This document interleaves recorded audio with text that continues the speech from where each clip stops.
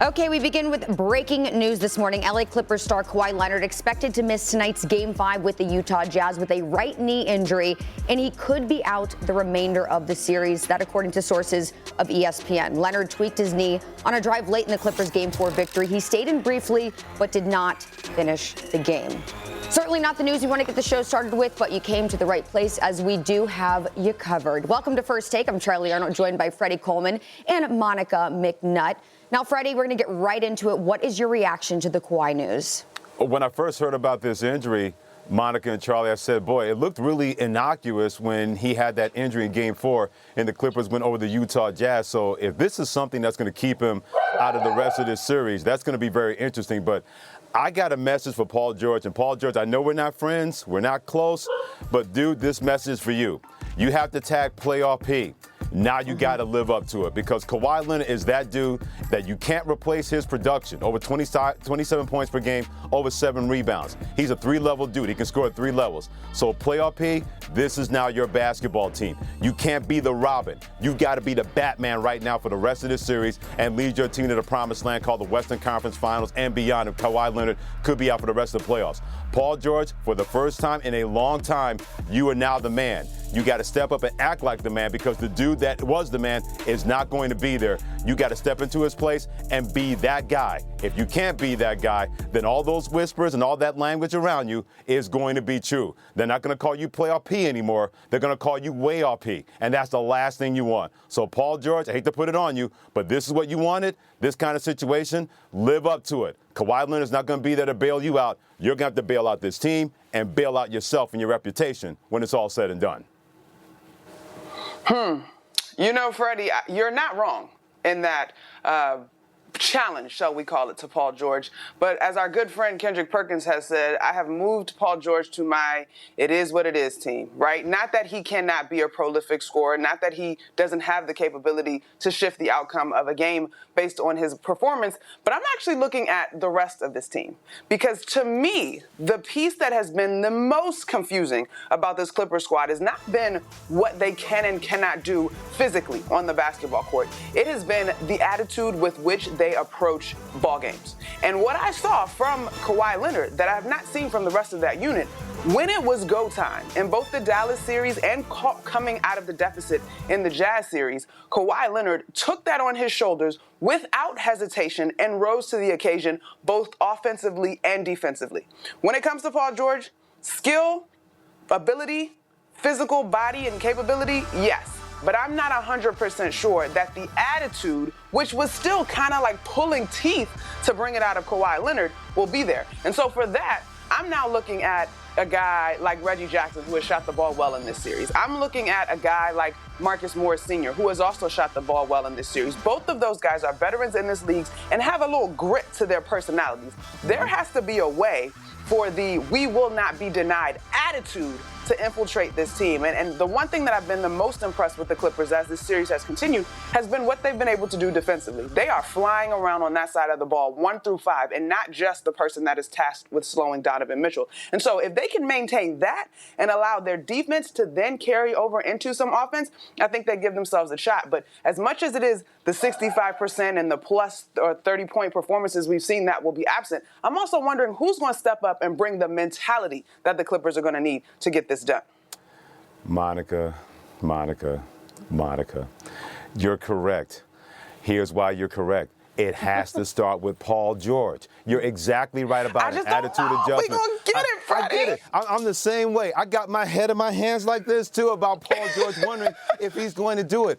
But, Monica, he has to. You understand these things. You played at Georgetown. You played in Big East basketball. When a star goes down, when Broadway is ready and the lead is not there, the understudy better step up and be that lead, and you better go out there and knock it out of the park. You don't hear people complain about, boy, we came to see this, and that was dreadful when the understudy stepped in. You can't have that if you're Paul George. Monica, you are 100% right in terms of this has to be an attitude adjustment. It has to be a collective. But you always need a leader. of that collective. And for now, with the Clippers starting tonight, that leader has to be Paul George. If he can't do it, then you know what's going to happen, and you know this is a ball player. Man, oh man, we can't rely on that guy. He may have to be not a 1A or 1B, but maybe a 2 or a 3 when it comes to something like that. If Paul George can't recognize that moment going on the road into the Utah building without the main guy there, and he shrinks from that whole responsibility, then that's not just a Paul George problem. That becomes a Clippers problem. And then going forward, what do you do about that as an organization? Freddie, you're not wrong. You're not wrong. I guess I am tempering my expectations, my friend. I'm just tempering. Like, he might give me 26, but I don't know if the added, like, this is going to be a challenge. We have seen how rocking that arena in Utah has been. The colorways have been fantastic. The fans are on it. Prior to all of that, we know the reputation that arena has in terms of being a difficult place to play. Listen, and I've maintained, unlike in the Dallas series, where I think the Mavs struggled to counter down the stretch, going home, Donovan Mitchell, I put my chips all into the middle of the table when it comes to, do I trust him to be able to counter? As tough as the last game was, game 4, within 2 minutes to go, there was a pathway to make it closer and to be at least in striking distance if you're the Utah Jazz. Now, the Clippers did hold off, but you're not wrong, Freddie, but I'm going to say this. So Paul George will need his incredible supporting staff and cast, rather, in that understudy role. Yeah, a big piece of the puzzle will be missing in Game 5. Kawhi Leonard has had 26 30-point games over the course of the past 3 postseasons. That's the most in the NBA. So we definitely hope for a speedy recovery as far as he's concerned. Hopefully it's just Game 5 and nothing longer. But unfortunately, now we have more breaking news we have to get to. This also not good news. As first reported by The Athletic, Chris Paul has been sidelined indefinitely due to league COVID-19 health and safety protocols. So, Monica, what is your reaction to this news? Well, the first reaction, Charlie, is that you hope that this is not, or you hope rather that this is an asymptomatic case for Chris and that he is well, right? Like, we still have to keep the human element in mind in this, and we're still losing Americans to this horrible disease. So first of all, you hope that Chris is 100% going to make a full recovery and be well. And then the second part of it, give me the calendar. I believe if the series that they're waiting on goes to Game 7, they wouldn't play until Tuesday. From what I understand, Malika Andrews reporting this morning that CP3 is vaccinated, and that should shorten the time within this protocol. But immediately, you're looking at the calendar. When can Chris Paul get back on the floor to go alongside his brethren in this Phoenix Sun squad? This is, and this is no breaking news, a drastically different unit if you take away the experience, the leadership, the floor general that Chris Paul has been to this squad. And then, of course, for all of us that have watched Chris for years and years get to the playoffs and have the worst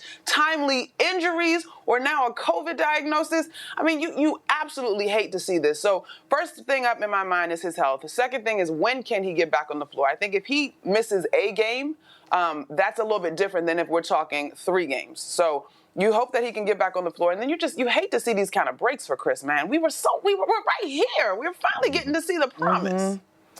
Monica, I echo everything you said, and the word that came to mind when I heard about this was snake bit. Because I remember something like this happening to a guy named Patrick Ewing of the New York Knicks. Not to the level, of course, of dealing with COVID-19, but how many times was Patrick Ewing snake bit throughout his whole career? He ran into the Detroit Pistons early, then the Chicago Bulls. Then when he finally had that team with Allen Houston and Latrell Sprewell and Marcus Camby, he breaks his ankle in a playoff series. They wind up losing in 5 games to the San Antonio Spurs in a strike-shortened season. We don't know if Patrick Ewing would have helped the Knicks win the victory, but the chance would have been a lot better with a healthy Patrick Ewing. That's what reminds me of this situation when it comes to Chris Paul. And you're exactly right. I'm more concerned about the person being healthy and people around him being healthy more than anything else. But for the first time ever in his career, he had the squad, a mixture of youth and also experience.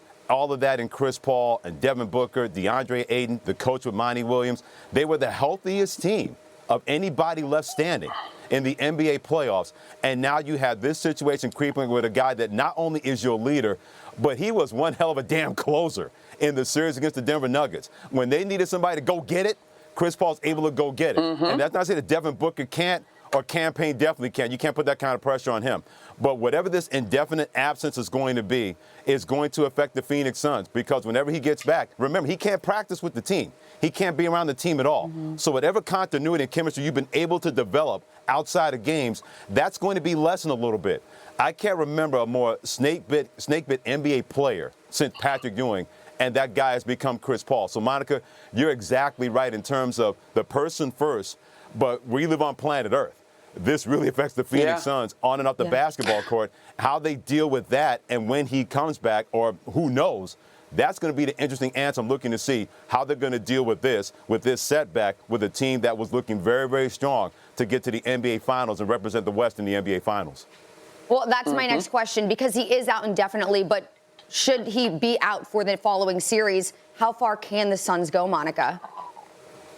Ooh, Charlie, do we have to go there? Do we have to think about that? I mean, we have to speculate. If either of the teams, if either of the teams that they're waiting on, whether it be the Clippers or the Jazz. Now, obviously, we also need to see how serious this Kawhi Leonard knee injury is.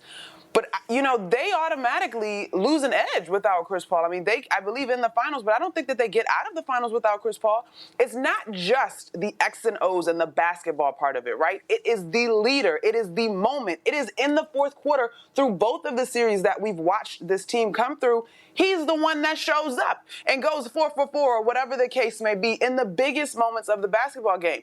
Mikal Bridges, Cameron Payne, Devin Booker, the whole gang, they have made tremendous strides, right? But this would be their first finals opportunity as well, right? And so I don't know that there's enough words to express the difference that Chris Paul makes, because on the flip side, if it is the Clippers, you got a guy in Kawhi Leonard, if he's able to get back, that's been there, done that, right? And if it is the Jazz, we're talking about a squad that has been in the top efficiency in the league on both sides of the ball all season long.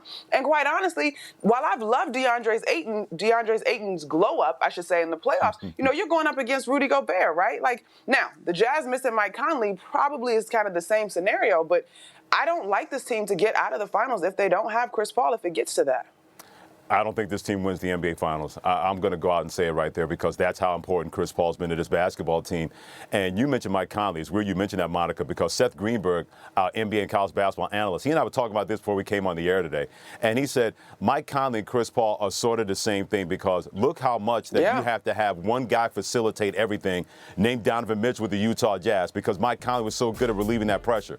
Now you're going to have to ask Devin Booker to do the same thing, where that takes away his effectiveness, because Chris Paul was so good at making sure the guys got the ball on time, where that relieves a lot of stress on the Devin Booker, where you don't have to do everything. Now Devin Booker doesn't have to be that kind of Steph Curry combo guard to initiate the offense at times, and we've seen how that has not worked for Donovan Mitchell, with Mike Conley being out in the last two games against an improved Clippers defense in this series. Now you're going to have to ask Devin Booker to do the same thing. Campaign, the backup point guard, averages 15 minutes off the bench. You're going to have to increase that to 29, 30 minutes. Who's to say he's going to be that much more effective? That's how many other people outside of the basketball court, when it comes to health, are going to be compromised, because Chris Paul was so central to what Phoenix was able to do. If he's out for an indefinite amount of time, and then you got to ratchet back up again to get this all started again, that's really going to retard the progress that they've been able to make to get to this point when you're the Phoenix Suns. Yeah, it'll be extremely unfortunate. So, again, for Chris Paul, keeping our fingers crossed he will be able to play soon, get out of that COVID-19 protocol. But on a positive note, Chris Paul has now become the second guard to make All-NBA in his 16th season or later joining the great Kobe Bryant. And speaking of great, let's take a look at what happened last night. You can't show up for one night and get one game. I believe he can. I believe he will. I believe a night like tonight, KD drops 50. We know their guys play better and more comfortable when they're in there, sleeping in their own beds at home. We got our work cut out for us, but we're looking forward to it. Let's get down to business.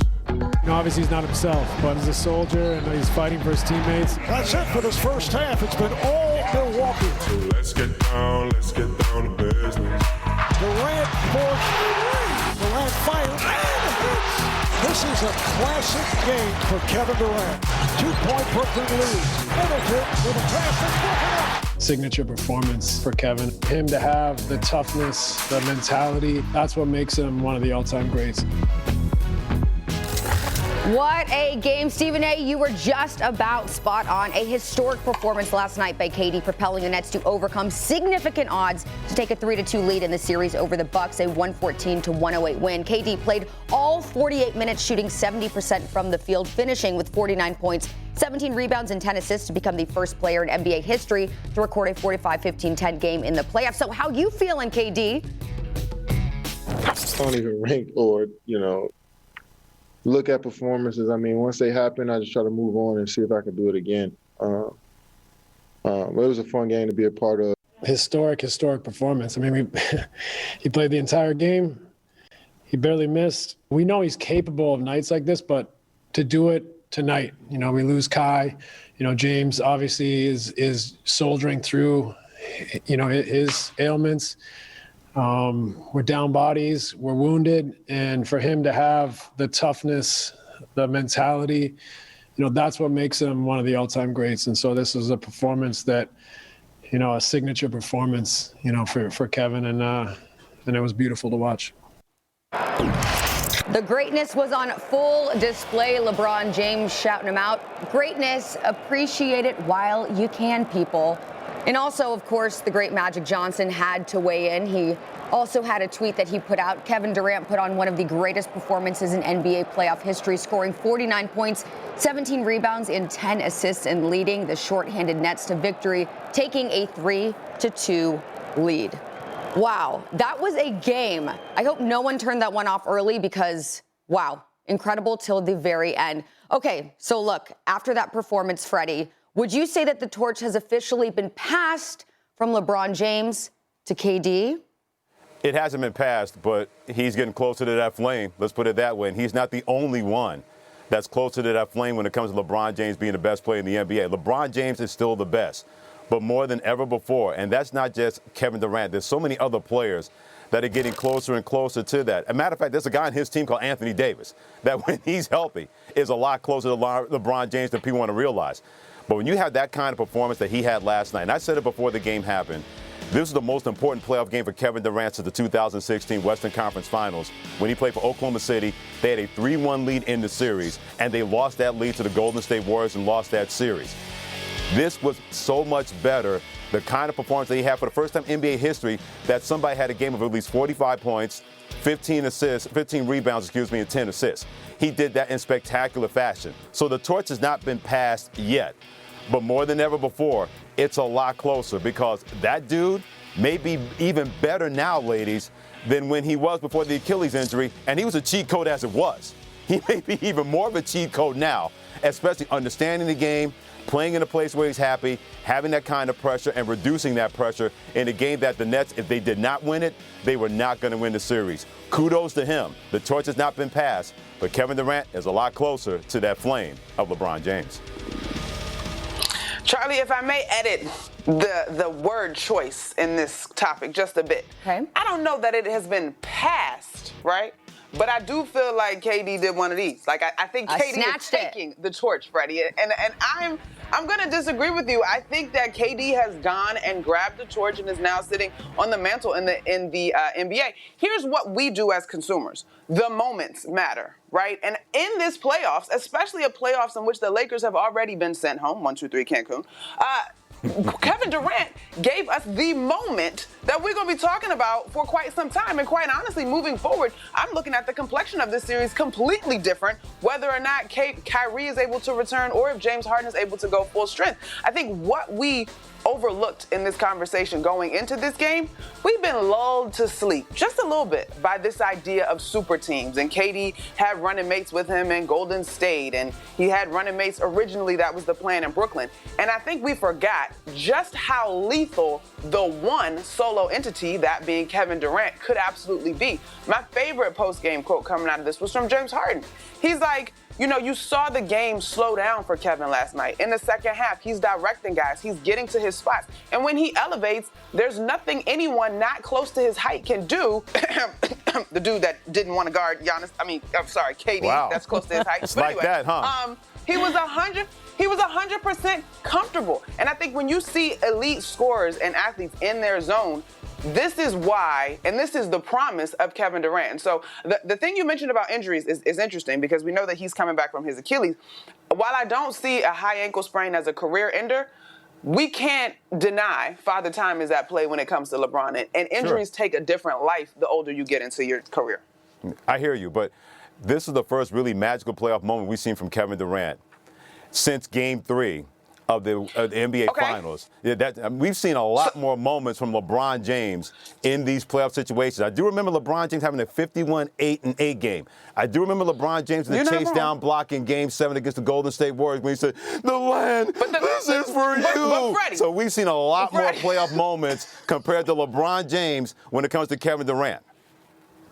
Freddie, but we talking going forward though. Like, do you think if I had to pick between the two of these, I think that there are more playoff moments ahead for KD than I do LeBron, just in terms of the makeup of the Brooklyn Nets compared to the Los Angeles Lakers, the size of which the league they play in, the East versus the West, and what I think Brooklyn is poised to do more moving forward. I will give you that. If we were going apples to apples, KD has more work to do. But moving forward, I think when you pick up the torch, it is understood that you got more work to do, but you are now carrying it. I get it, but so does LeBron James, because LeBron James, it's got to be killing him to be sitting at home, giving Twitter love to Kevin Durant, thinking, man, if I was out there, there's no way you busted me in the mouth with 49 points. I'd have said, hey, coach, I got to take this guy. I can't have Chris Middleton do it. I can't have PJ, no points, Tucker doing it with all the shoes. I'm going to Mike Budenholzer and say, I'm LeBron James, baby. I got to check this guy right now. That's why I don't think the makeup of the greats. Exactly. I agree. And when you're that great, if you're LeBron James, he's still that great. Think about this. In my opinion,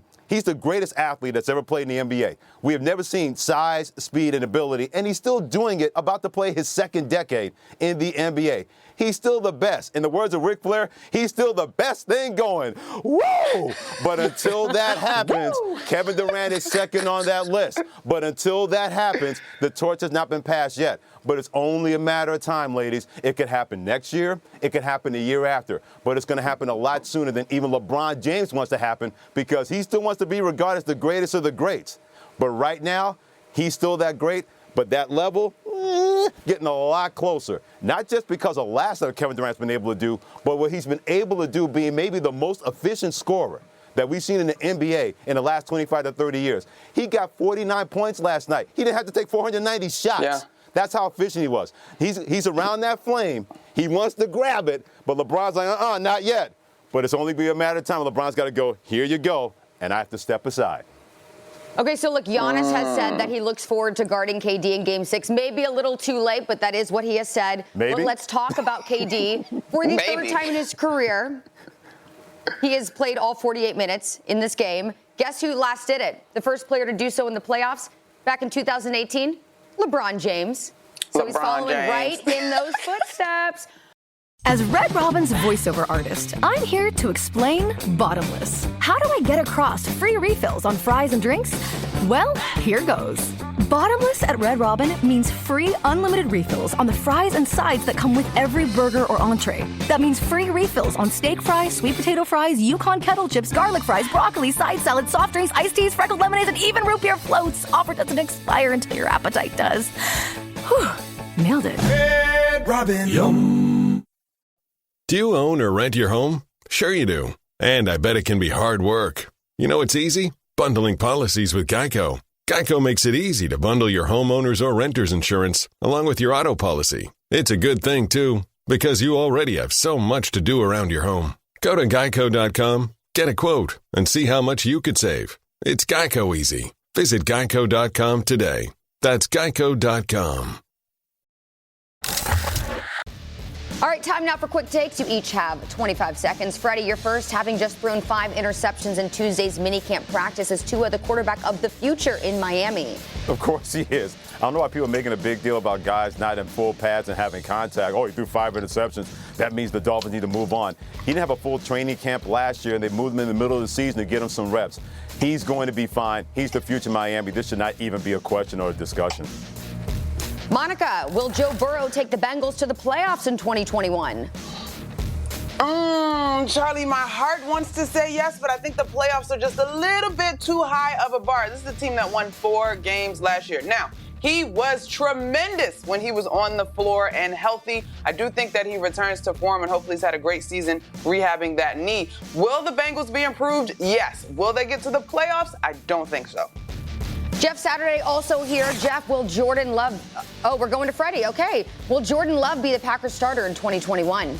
In the words of D.L. Hughley, no, maybe 2022 when Aaron Rodgers is not there. But I think Aaron Rodgers will be the starting quarterback for his final year in Green Bay with that football team. But to quote quote D.L. Hughley, Jordan Love starting quarterback this year for the Packers, no. He's going to have to wait until 2022 for that to happen and take over that organization. All right, and speaking of the Packers, the reigning MVP, Aaron Rodgers, seems to be stress-free despite the speculation surrounding his absence at minicamp last week. Here's Rodgers on having some downtime. It's been one of those quiet off seasons you just dream about, where you can just kind of go through your process on your own quietly. And, that's all you can ask for as an older player in the league and someone who's been around for a long time and just enjoys that time to yourself, to just relax, to not be bothered, to not have any obligations or anything going on. And, I think that's what this offseason's been about. It's been about really enjoying my time and spending it where I want to spend it and not feeling like I have to go anywhere, not having any responsibilities, but still being an NFL player. All right, the man is straight chilling, no stress. Now, let's welcome in former Super Bowl champ Jeff Saturday, who also played with Rodgers in Green Bay. Man, Monica, are Rodgers and the Packers done? It doesn't seem like there's any issue on Rodgers' end. Listen, this is done for me. I got 2 breakup songs that were beautiful songs, but that are relevant.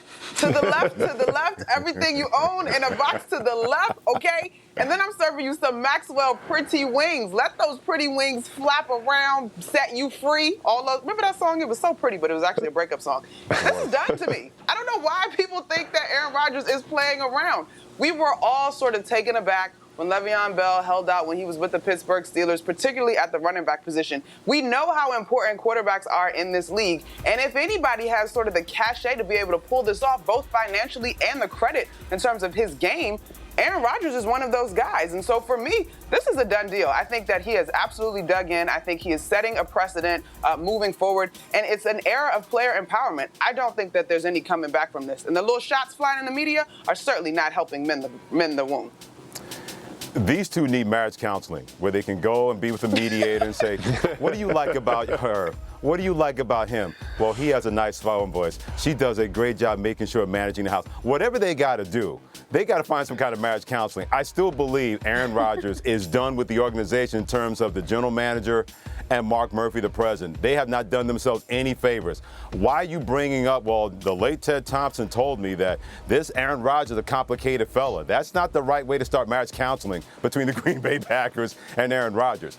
But I firmly believe that Aaron Rodgers knows that even if he gets traded somewhere else, he's not going to have it any better for one more year in Green Bay than he has with a football team that was top 5 in offense last year, played the NFC Championship game on their home field. And if Aaron Rodgers did not have a couple of interceptions, we could be talking about this team that was in the Super Bowl against the Kansas City Chiefs. I think the pull of the teammates and the pull of the people that represent the Packers, meaning the fans, and he's talked about that. How many times have you heard from Aaron Rodgers that it's not about the organization, it's about treating people fairly? I don't think he wants to leave those guys behind. Money, he doesn't care about. Brian Gutekunst and Mark Murphy, he really doesn't care about. But the dudes that he's gone to battle with time and time again, he wants to make sure if I'm going to leave, I'm going to make sure I leave with 1 year for you guys. And if we win a championship, then I can just go off into the sunset and be done with it and move on to my next life.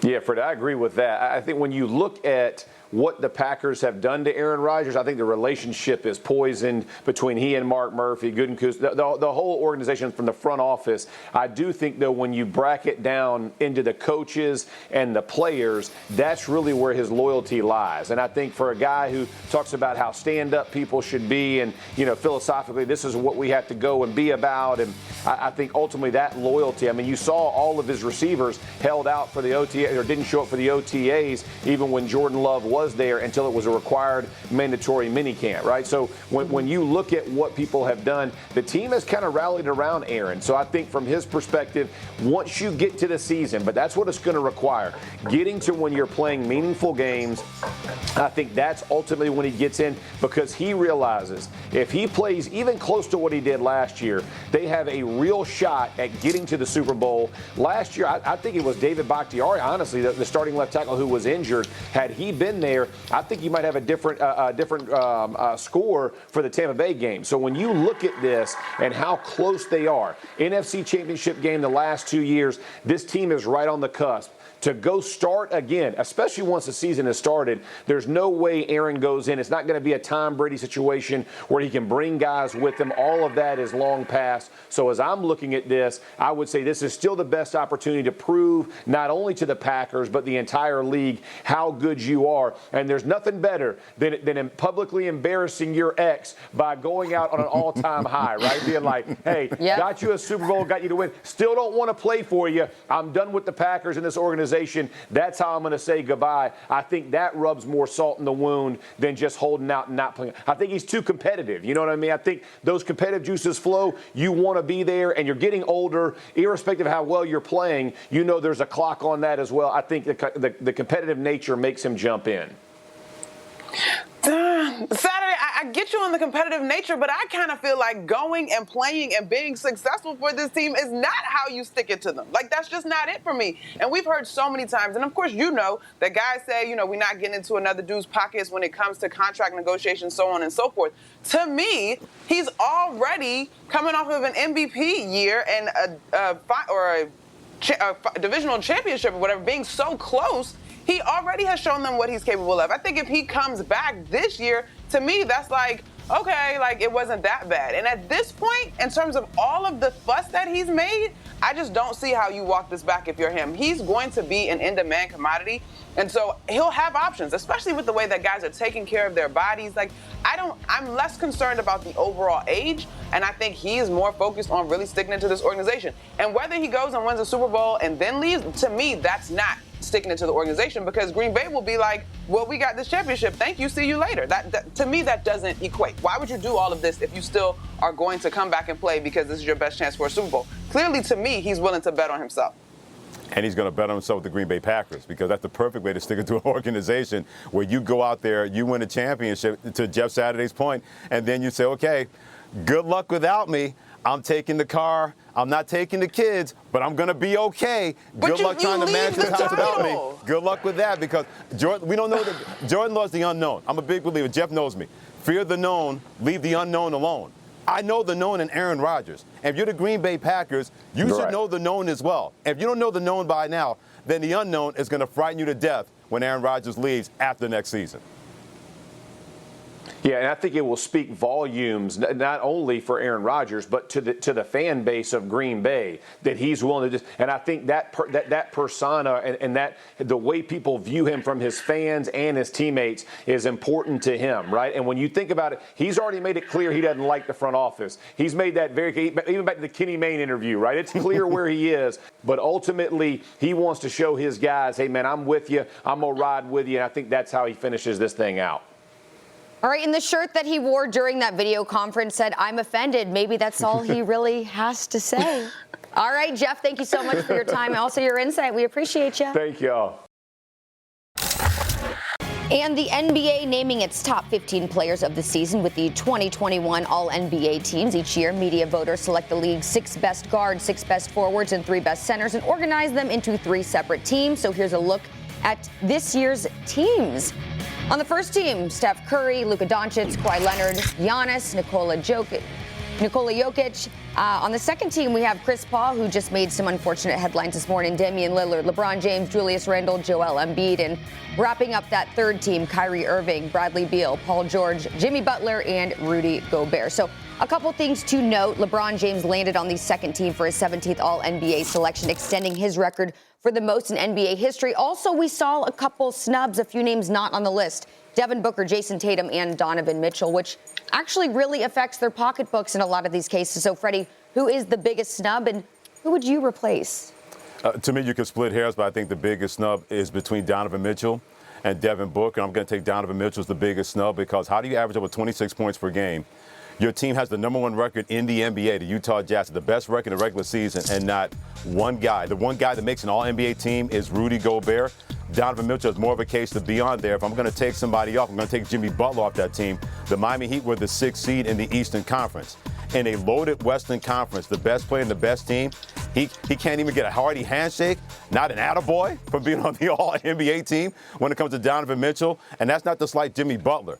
But his season in the East with Miami being a 6th seed was nowhere near as good as Devin Booker and the Phoenix Suns being the 2nd seed, or what Donovan Mitchell did for the Utah Jazz being the 1st seed. To me, that was a big, big snub. And by the way, we're going to have all NBA teams. Since we're positionless basketball in the NBA, how about just have the 5 best players, the next 5 best, and the next 5 best? We don't need to go by 2 forwards, 2 guards in the center. If it's going to be positionless basketball in the NBA, then who are the best 5 players this year? That's your 1st team. Then after that, the 2nd team. After that, the 3rd team. Then I think you eliminate potential guys being on a team over some who got snubbed along the lines of Devin Booker, Jason Tatum, and my biggest Donovan Mitchell of Utah Jazz.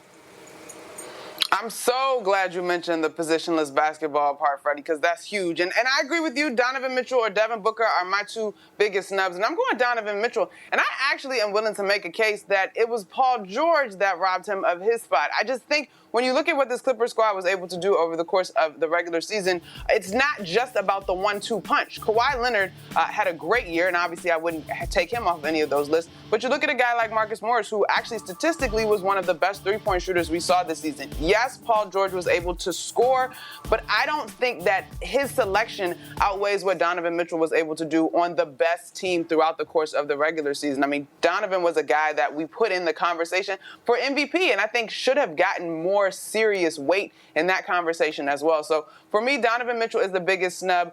This may be a little bit wild, but I also feel that there is a slight case that Kyrie Irving maybe this wasn't quite necessarily that year. I mean, you think of the fluctuation we saw through the course of that season with the Big Three, and to my knowledge, he played some of the most games out of the Big Three, but even still, the entire unit, to me, the volume of games in which he actually played, I still think that Donovan Mitchell, you can make a case for either of those 2 guys from my case, and then I agree with you on the Jimmy Butler thing for sure. Maybe the biggest snub, Monica and Charlie, regarding the All-Star, the All-NBA team snubs, is the account for Jason Tatum. Because of this, $32 million this could cost him. If I'm Jason Tatum's account, I would not want to have that kind of news like, you didn't make the All-NBA team, and it's going to cost you $32 million. A lot of money. $33 million. I'm going to go to Dominican Republic. When I get back, we'll talk about this with everybody else, but I don't want you yelling at me because of this snub costing my client $32 million. Now, there's 2 things to me that stand out from this whole conversation, Freddie. One, I cannot stand that it's like, oh, the media cost Jason Tatum this money, blah, blah, blah. No, if you're willing to negotiate this into your contract, then you got to live with however the cookie crumbles. But the other part of this, when I look at the selections, all 3 teams, outside of a guy like Julius Randle, Jokic, some of the newer names, we are so hesitant to acknowledge the changing of the guard. And it has literally had to be beat into us in the course of this playoffs. I mean, Vegas had the 7th seed Lakers favored over the Phoenix Suns. And I'm not going to act like I wasn't guilty of thinking that a healthy Lakers squad would knock off the Phoenix Suns. But we are so hesitant as consumers of sport to acknowledge the changing of the guard and just how dynamic some of these young guys, 26 and under in particular, are and how bright their futures are. And listen, we all hate injuries.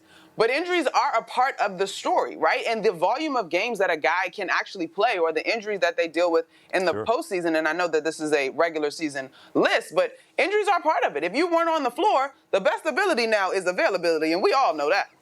Well, we're talking about the changing of the guard, so what say you about LeBron being on the 2nd team, Freddie? Yeah, it's justified because even when he was out there, remember, this guy had almost a career high in assists per game. So there's not a case to be made to take him and move him up to the 1st team or off.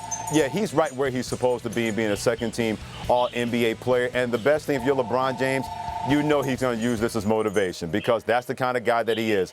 Any kind of snub when it comes to LeBron James, he's going to find that self-motivation and make it work. Not getting out of the 1st round, dealing with injuries, having those naysayers saying, like Monica McNutt, that the torch has been passed from LeBron James to Kevin Durant for being the best player in the NBA. He knows all, he hears all, he sees all from that standpoint. I guarantee you right now, Charlie and Monica, he's taking pictures of Monica McNutt and throwing darts at her picture saying, how dare you say the torch has been passed to Kevin Durant for me? So he is justifiably for the record, I second say NBA passed. team.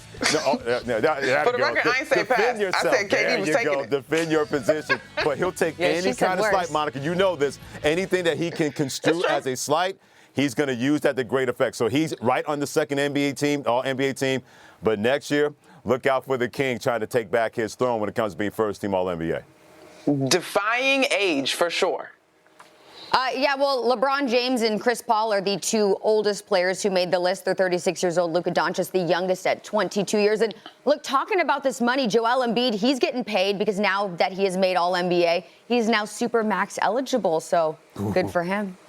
Hey, this is Adrian Wojnarowski. Check out my podcast, The Woj Pod, with insight and analysis on the top stories in the NBA. Adrian Wojnarowski, our insider extraordinaire. Reaction to breaking news. This is the latest Woj bomb. And in-depth conversations with some of the biggest names in the league. Thanks, Woj. Do it again. I'm good. Thanks for having me on the podcast. All right. Yes. Thank you, Woj. Appreciate you having me on. Listen and subscribe to The Woj Pod wherever you listen to podcasts.